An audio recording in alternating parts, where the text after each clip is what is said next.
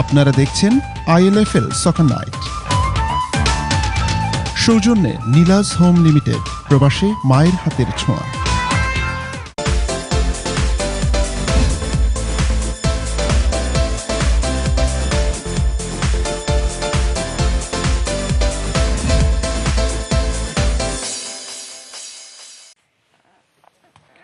Welcome back. It's the final part of the ILFL Soccer Night show. There's a lot for me still to go through, so I'm going to stop talking and crack on with what you need to see. We ended part two talking about the First Division. Here were the rest of the results in the First Division for you. Bow, after a great win last week, fell flat on their faces and went down 5-1 against Stepney's B team. Bromley Juniors, well done you. There you go, 3 points against Weavers. Hard game, but 3-2. Well done to you. You've got yourselves up off the bottom of the table. Reach out SCTA, we've seen 2-1 to them. And St Catherine's got a 2-2 draw against Burdett, coming from 2 goals down in that game. The First Division table looks like this, with SCTA now unbeaten, sitting on top of the table, 6 games, 18 points.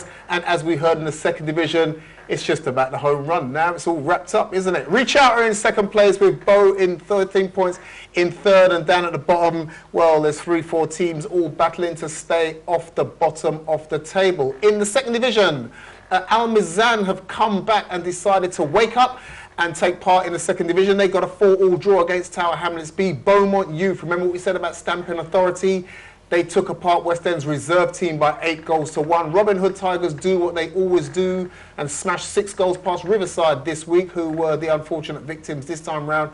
And St Catherine's under 21 still with much to do. But hey, listen, it's all going in the right direction. You're learning from every result that you take away with you, even though it was 9 goals you leaked against Redcoat. The Second Division table looks like this.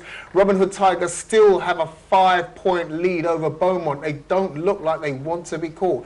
Redcoat now, 16 points, a level with Beaumont. We had them in the studios last week talking about their ambitions. Al Mizan have now given themselves a respectable 10 points from 4 games. And then it's the best of the rest, with St Catherine's looking like they're going to concede 100 goals real quick this season. You know what we're going to talk about now? We're going to talk about the fixtures to come up this Sunday. And we've got some healthy, tasty fixtures to come up. It's the second round of the ILFL League Cup, and there are the fixtures for you. No doubt a couple of the big games in there. SCTA now fresh from 1 big match victory, move on to another one, which was Stepney. I have to ask you about that one, Cameron, as we touched on it a little bit in the last one. You should not have, we all know about Stepney and we don't have to talk about that, but when you've got momentum and confidence is high in the team, it's a game you can go into with nothing to fear. Yeah, the only problem there is both teams have momentum and confidence at the moment, because Stepney are doing really well in the Premiership as well. But I think, you know, having just beaten the current league champions, the cup champions in Beaumont, I think SCTA have that advantage, and also last week's Sunday's win was a very big result for us. So I think the lads know that they've got a very tough game against Stepney, and they're prepared mentally, and I'm just hoping on the day physically they're ready as well, because some of them do play quite a bit in the week. It's good preparation for what should be coming up for next season as well, where they've got to be on point every single week. Well, absolutely. Now. I mean, obviously, we're hopeful that we're going to get promoted into the Premiership, and if we do, we'll have to play the likes of West End and Stepney and Tigers and Beaumont and Bromley week in, week out. So, you know, if the lads get the taste of it now, then it will just make it that much easier for them next season when they're up there. Absolutely. I'll turn to my left now. Hamza, you've got a fixture against Tower Hamlets B team in the second round, and if we're honest with ourselves, it's one of those where they talk about on paper, and we all know football's not played on paper, but you've got ambitions in this cup, haven't you? Sure. I mean, Ahmed, he's doing really well with the team. He's got a well-drilled team, and I think they should let the football do the talking, to be fair. But we've got ambitions to go far in the League Cup. We take it seriously, and definitely we're looking to progress in the And let's talk about your wider ambitions. Yeah. I mean, obviously the season is what it is. You can only do as well as you can, and whatever it turns out to be is going to be nothing less than an achievement for West End. But what's your long-term plans? I think West End as an organisation, we've got 2 senior teams in the ILFL.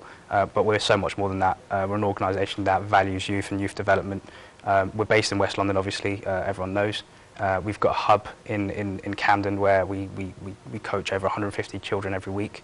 We're very much members of the Regent's Park League and Market Road Youth League. So our future is very much youth driven. We're passionate about that. We're very much advocates of supporting the community, and the community support us back. So we're very much trying to make football accessible to everyone within our community. It's a type of sport where everyone loves because you just put jumpers down, play football, and that's why millions across the world love it. To make it accessible in a competitive grassroots environment isn't. You would think so, but it's not, because the boundaries are the fees, essentially. And West End try to make football accessible for everyone in our community from all sorts of backgrounds, and that's a reflection of the type of members in our club. So in terms of funding, how does that work with West End? I mean, it's difficult for everyone, but how do you manage it? It is. I mean, we very much get we absolutely demand the community back us, and the reason why we've been in existence for 9 years. Next year is going to be our 10-year anniversary. We give back to the community. We're planning to do a big event next year, hopefully to sort of celebrate 10 years. We've got good relationships with the local community centre, with the local businesses. We work close with our parents. And that sort of is sort of reciprocated with the support that we get from them. So it's very much a close-knit, tight community club, and we try to get the best out of the children there, and have a platform for them to move on to bigger and better things. But that sort of is the underlining factor. We want to make football accessible for everyone. That's the main sort of objective for us. Do you know what, you've done well, and to have come this far down the line, like you said, you've got your 10th year celebration coming on. Make sure you tell us about that when it's happening, and we'll promote it for you as well. And it'd be nice for anybody out there, if there's a sponsor looking for a successful development that's happening in your area, which is the Camden, Westminster, and all of the areas around there. Here they are, West End, doing well. They're coming over to East London and representing as well. Just to finish up on the League Cup, I should say, when I look at it, I think in the next round a big team could go, because then there is going to be some tasty fixtures coming out of that hat when we do the draw for that. The ILFL League Cup round 2 will be happening this Sunday on a pitch somewhere near you. Finally, we can't not talk about the Vets League because Nanu's here, isn't it? So Nanu, I'm going to come up to you now. We spoke a little bit about it last week. The Vets League is happening. Great new venue. We know it's going to happen in a couple of weeks.